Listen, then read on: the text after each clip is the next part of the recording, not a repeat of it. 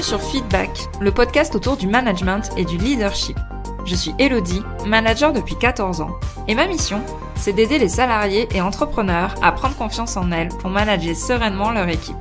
Alors si toi aussi tu es convaincu qu'on peut avoir un management bienveillant et un leadership affirmé sans écraser les autres, abonne-toi. Tu trouveras ici tous mes conseils et retours d'expérience pour t'aider à devenir une des leaders de demain. Je te souhaite une agréable écoute.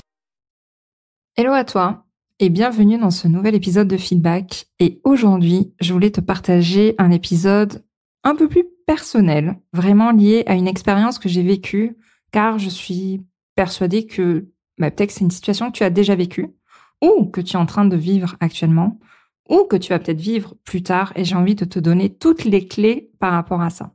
Alors, je vais revenir du coup quelques années en arrière, quand j'étais responsable d'exploitation dans la PME dans laquelle je suis restée 12 ans. Je pense que ça faisait au moins 6 ans que j'étais dans cette boîte. Donc, on va dire que ma légitimité était là. Je manageais mon équipe depuis pas mal de temps. Je manageais une équipe d'opérationnels, c'est-à-dire de techniciens, de gens qui étaient sur le terrain. Et j'avais eu du mal à faire ma place, mais je me l'étais faite. Et il est arrivé un événement qui a un peu chamboulé tout mon quotidien de manager. J'étais installée à mon poste depuis un moment, j'étais reconnue, tout allait bien.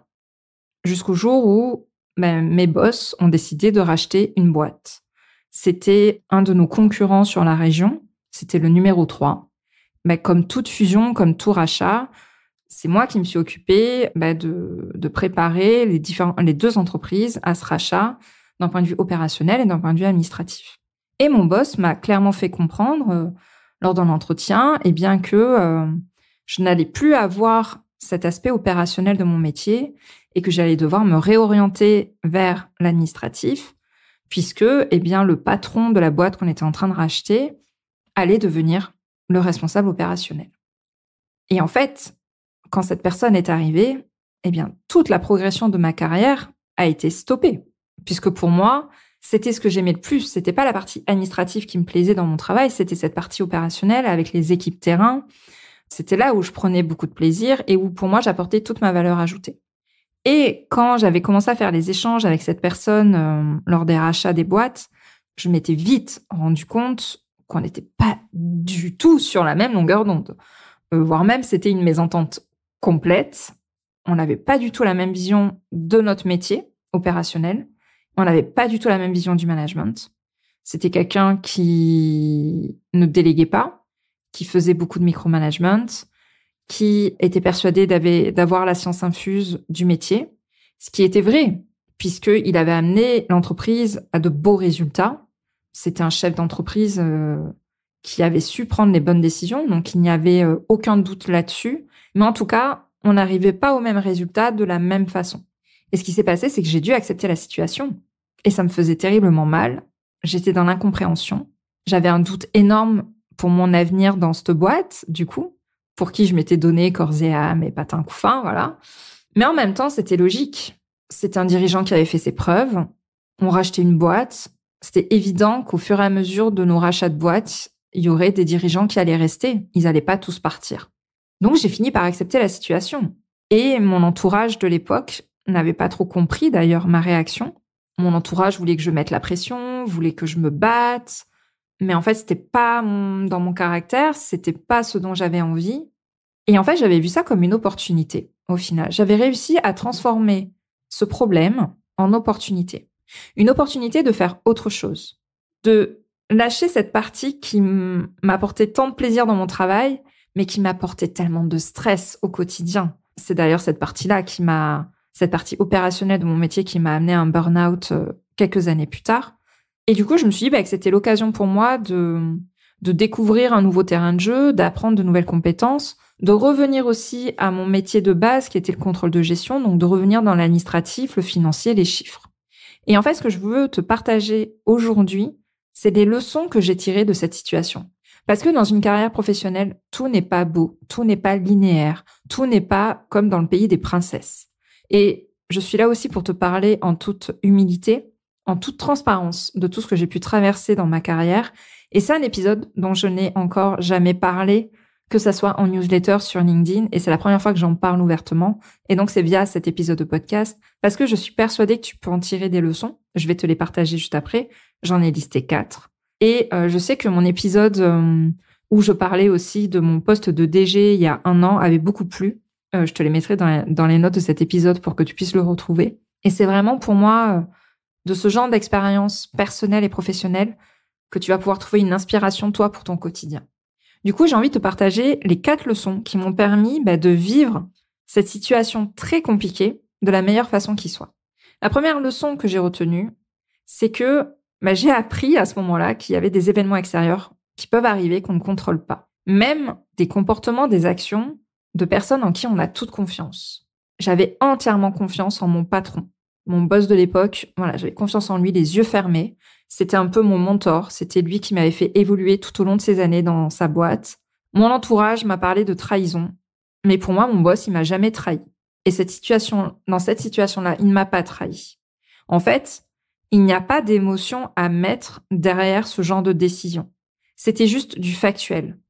En fait, cette décision qu'il prenait de mettre quelqu'un, un ancien dirigeant d'entreprise, à ce poste-là de responsable opérationnel, c'était juste du factuel. C'était pas contre moi. En fait, ça n'affectait en rien ma valeur. Et c'était pas un signe comme quoi il dévaluait le travail que je faisais ou qu'il dévaluait ma valeur. Je ne l'ai pas du tout pris dans ce sens-là, ce qui n'était pas le cas de mon entourage à l'époque. Et en fait, la réalité économique des entreprises amène parfois des changements qui sont mal compris. Et ça sert à rien de résister à ce qu'on peut pas contrôler. Il était en train de racheter une boîte. Eh bien, il avait des décisions à prendre par rapport à ça. Et c'était à moi de m'adapter et de prendre ça comme une opportunité. Il valait mieux que je vois ça comme une opportunité. Il valait mieux que je me ressente sur ce que je pouvais contrôler plutôt que de péter un plomb et d'aller mener une guerre, une croisade qui allait aggraver la situation plutôt qu'autre chose, quoi. Donc, ça servait à rien. Cette fois-là, ça m'a obligée à me recentrer sur mon métier d'origine. Et en tout cas, je me suis promis que je devais à l'avenir assurer mes arrières au cas où ma boîte se fasse, elle, racheter un jour. Parce que j'étais persuadée, et je l'avais souvent dit aux personnes autour de moi, moi, ma plus grande peur, c'est que ma boîte, elle se fasse racheter. Et de toute façon, si elle se fait racheter, je suis la première personne qui sort. Parce que j'étais une personne importante, j'avais construit pas mal de choses dans cette entreprise. Après, je suis devenue DG un petit peu plus tard. Mais je savais que si ma boîte était rachetée, j'étais l'une des premières à sortir. Parce que c'était la démarche qu'on avait, nous, quand on rachetait une boîte. On mettait nos méthodes en place. On mettait nos personnes de confiance en place dans les postes importants. Donc, si ma boîte se faisait racheter un jour, c'était évident que mon poste sautait. Donc, je m'étais promis ce jour-là. Ça a été en fait une piqûre de rappel. Ça m'a sorti de ma zone de confort, de ma carrière qui était toute tracée. Je me suis promise que je devais assurer mes arrières au cas où la boîte se ferait racheter un jour. Parce qu'il faut impérativement que tu gardes en tête que personne n'est irremplaçable. Personne n'est immuable. Peu importe l'échelon qu'il a dans la boîte. Et ça, faut s'y préparer. C'est pas parce que t'es responsable commercial, c'est pas parce que t'es responsable administrative, c'est pas parce que t'es directrice, c'est pas parce que t'appartiens au CODIR que ta place n'est pas menacée à un moment donné dans la vie de ton entreprise. Donc moi, en tout cas, je me suis juré que j'allais assurer mes arrières. Et je pense que ça a été un des événements qui m'a mis un peu la puce à l'oreille et qui m'a poussé à explorer d'autres possibilités quelques années plus tard, notamment de créer mon activité Smile at Job, pour lequel je suis en train d'enregistrer ce podcast. La deuxième leçon que j'ai retenue de cet épisode, c'est que la confiance en soi est tellement, mais tellement importante. J'avais confiance en mes compétences et je me suis raccrochée à ça pour tenir dans cette situation mouvementée. Et ça a toujours été mon pilier auquel je me suis rattachée dans des périodes compliquées. Un changement de poste, un changement d'équipe, un changement de métier. Je suis quelqu'un qui a toujours eu une faible estime d'elle-même, mais dans le travail, j'ai toujours eu confiance en moi et en mes compétences. Et ça a toujours été le truc auquel je me rattachais en période mouvementée, comme l'huître là sur son rocher. J'étais bien collée à ma confiance en moi. Et en fait, la confiance en soi, ça se travaille. Et c'est un vrai pilier qui va t'accompagner dans toute ta carrière professionnelle. C'est pour ça aussi que je le mets tant en avant dans mes contenus, parce que moi, ça m'a vraiment aidé dans ces périodes compliquées. La troisième leçon que j'ai envie de te partager, c'est le fait de rester aligné sur ses valeurs et sur ce qu'on croit paye toujours à un moment donné. Malgré le fait que cette personne arrive et j'étais pas du tout d'accord avec sa vision du management. J'étais pas du tout d'accord avec sa vision du métier opérationnel. Ça ne m'a pas fait changer d'avis sur ce en quoi je croyais. Je n'ai pas changé la personne que j'étais.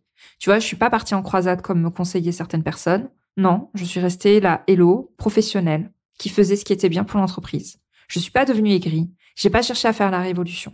Alors, oui, les émotions, elles étaient là. Quand les émotions sont là, il faut leur laisser la place. Il faut accepter leur présence. Il faut comprendre pourquoi on réagit comme ça. Alors oui, j'ai été en colère, mais j'ai rapidement accepté la situation et j'ai gardé mon cap. C'est-à-dire le cap pour moi, pour ma carrière, le cap pour l'entreprise, parce que on rachetait une boîte et il fallait bien qu'on intègre les personnes qu'on rachetait. Et j'ai gardé mon cap pour mes équipes. Et voilà pourquoi le travail sur ces valeurs est important. Voilà pourquoi être une manager alignée est si important. Parce que face à moi, j'avais quelqu'un qui représentait tout le contraire de ce en quoi je croyais. Et je suis restée campée sur mes valeurs et mes positions. Mes positions de transparence, mes positions d'honnêteté, mes positions de bienveillance, mes positions d'empathie, mes positions d'écoute. Et ça a fini par payer au final. J'y reviendrai après. Mais rester aligné sur ces valeurs et sur ce qu'on croit paie toujours à un moment donné. Il faut pas baisser les bras. Même si tu as en face de toi des personnes qui sont tout le contraire. Ça va payer. Et enfin, la 4e leçon que j'ai envie de te partager avec cette histoire, c'est que ma façon de manager n'était pas parfaite. Beaucoup de personnes de mon équipe râlaient sur ma façon de manager. Donc oui, tu auras toujours des personnes qui vont critiquer ton management. Tous les jours. À chaque décision.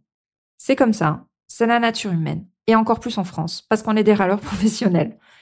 Et en fait, quand une personne bien pire que moi en management est arrivée, là, mon équipe s'est rendu compte de la perte. C'est quand on perd quelque chose qu'on se rend compte de la valeur de cette chose. Donc surtout, ne perds pas espoir. Ne tiens pas compte du court terme. Tiens compte du long terme. Agis, pense long terme. Oui, ton équipe va râler, mais ce que tu mets en place, c'est pour du long terme. Et c'est ça qui doit guider tes actions. Voilà pourquoi c'est important d'assumer ces décisions. Faire face aux critiques, c'est une question de mindset. Les critiques, elles existeront toujours. Et c'est ton travail de manager de savoir comment les gérer. Elles ne doivent pas, en fait, entraver l'impact que tu peux avoir sur les autres. Car du moment que tu impactes positivement la vie professionnelle de quelqu'un, même une seule personne, tu auras réussi dans ton rôle de manager.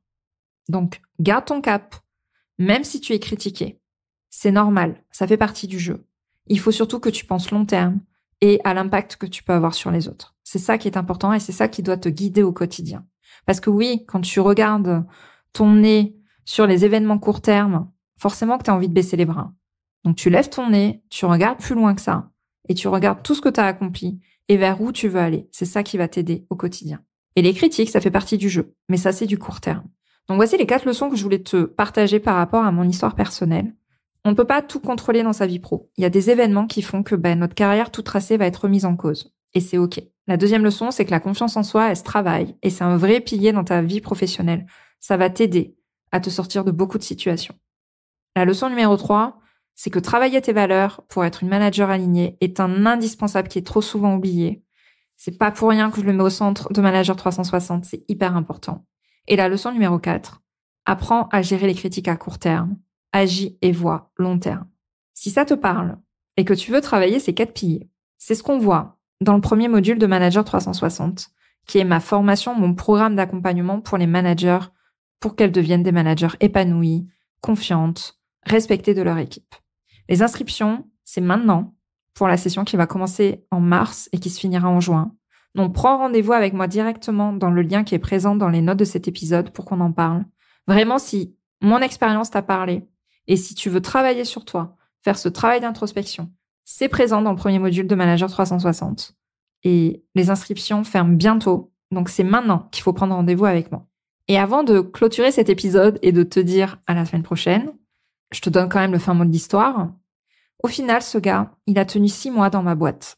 Il a décidé de partir au bout de 6 mois, parce qu'il voyait bien qu'il n'était pas en phase, non pas avec moi, mais avec l'ensemble de la dynamique qu'il y avait dans l'entreprise. Et au final, j'ai retrouvé le poste que j'avais laissé. Et quelques mois après, je l'ai transmis intégralement à une personne d'ailleurs qui venait de la boîte qu'on venait de racheter et qui a pris mon relais sur ce poste-là quelques mois après parce je savais qu'elle allait faire du bon boulot et que les choses allaient être faites pour le bien de la boîte et dans le sens que l'on souhaitait. Au final, j'ai retrouvé le poste que j'avais laissé et je me dis que j'avais bien fait de pas râler et de pas mener la révolution puisque tout s'est fait naturellement et tout ce en quoi j'ai cru et ce qui m'a permis de tenir dans cette phase difficile, ma confiance en moi, mes valeurs, ça a fini par payer à un moment donné. Voilà, c'est important quand même que je te donne le fin mot de l'histoire. Du coup, je te retrouve la semaine prochaine pour un nouvel épisode. Et d'ici là, je te souhaite une très bonne semaine, une très bonne soirée, une très bonne matinée. Je sais pas à quel moment tu m'écoutes. Et on se retrouve la semaine prochaine. Je te remercie d'avoir écouté cet épisode jusqu'au bout. Si tu l'as apprécié, je t'invite à t'abonner sur ta plateforme préférée et à me laisser un commentaire 5 étoiles. On se retrouve au prochain épisode pour parler management et leadership.